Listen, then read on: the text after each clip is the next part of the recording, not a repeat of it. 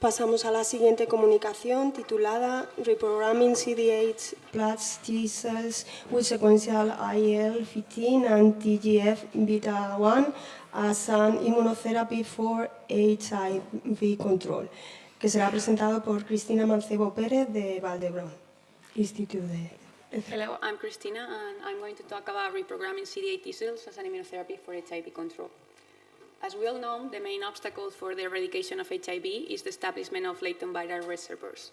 This is why, during antiretroviral treatment interruption, viral loads become detectable again as HIV emerges from multiple tissues.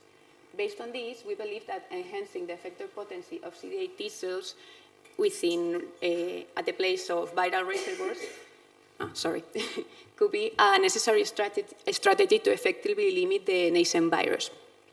Some of the CD8 T cells present within tissues are known as tissue-resident memory cells, or TRM. These cells are characterized by the expression of residency markers, by their cytotoxic capacity, and also by the expression of some exhaustion markers. It is important to mention that the presence of these cells is an indicator of good prognosis in multiple cancers and infections. With all of this, we believe that reprogramming CD8 T cells by stimulating them with cytokine signals typically present within tissue compartments, such as IL-15 or TGF-beta, could be a promising strategy for HIV control. With this, we treated PBMCs from antiretroviral suppressed patients with IL-15 and TGF-beta, and we saw an increase in the double frequencies of CD69 and C103 cells. Also, we saw an increase in the frequencies of antigen-specific polyfunctional cells, determined by the double expression of interferon gamma and CD107. And these expanded polyfunctional cells were characterized by the expression of CD69, but also by the expression of CD39 and PD1, two markers typically associated with exhaustion. Nevertheless, the expression of these molecules was not blocking the potential of these polyfunctional cells, as their blocking during antigen stimulation did not increase the frequencies of these double positive cells.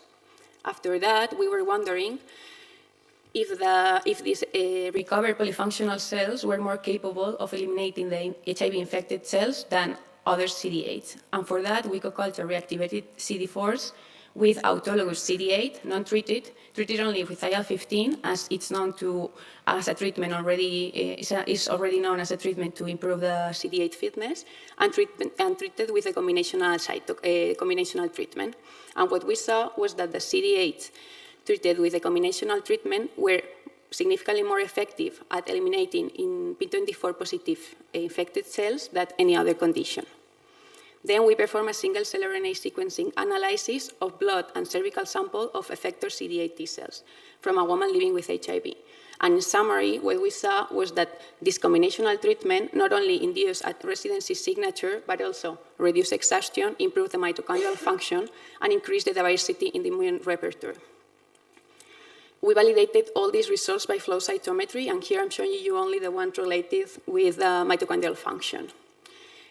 For that, we determined the frequencies of reactive oxidative species by using the marker mitosocs. And indeed, we confirmed that treating PBMCs with this combinational treatment improved the mitochondrial function of these effector CD8 cells, even in comparison with treating them with only IL-15. With all of this, we wanted to determine with a specific subset of these effector CD8 T cells treated with the combinational treatment were the ones more effective, more capable of eliminating the viral reservoir. And what we saw was that the subset expressing CD69, together with CD103 and CD39, were the ones more capable of reducing the intact proviral DNA in comparison with other subsets. And to conclude, just emphasize that treating the PBMCs with this combinational treatment not only induces a residency signature, but also recovers the polyfunctional capacity, reduces exhaustion, improves the mitochondrial function, and also gives place to cells more capable of eliminating the infected ones. And just to thank everyone in my lab, the patients, and all of you for listening.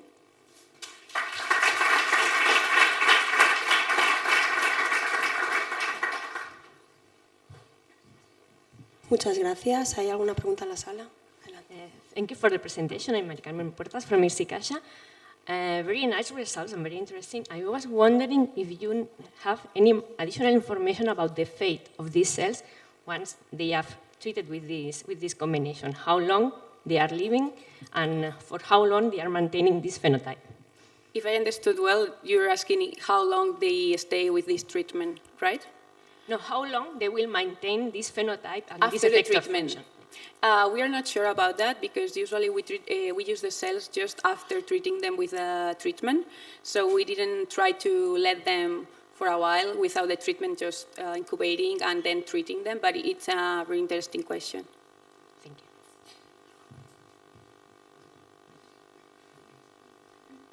I would like to know, do you know if these cells could be able to enter inside of the lymph nodes or the lymphoid tissue and to act there, or do you know something about the distribution? Well, the idea is we wanted to treat these PBMCs with this combination to produce more residency-like phenotype. The idea was for that. Just they are more capable of, like, they express a phenotype of residency and they express receptors typically associated with migration to tissues. So that we think so, that they are more capable. And we performed some model in mice model, and we think and we believe that these cells, after introducing them to a body, will be capable of migrating to the tissues and enter them. Okay, and do you think that this treatment could also do something in NK cells, like stimulate a memory-like phenotype? Yeah, I think that's possible. We know that NK cells are sensitive for IL-15. That's why our strategy usually includes excluding NK from the experiments by isolating them for in some way.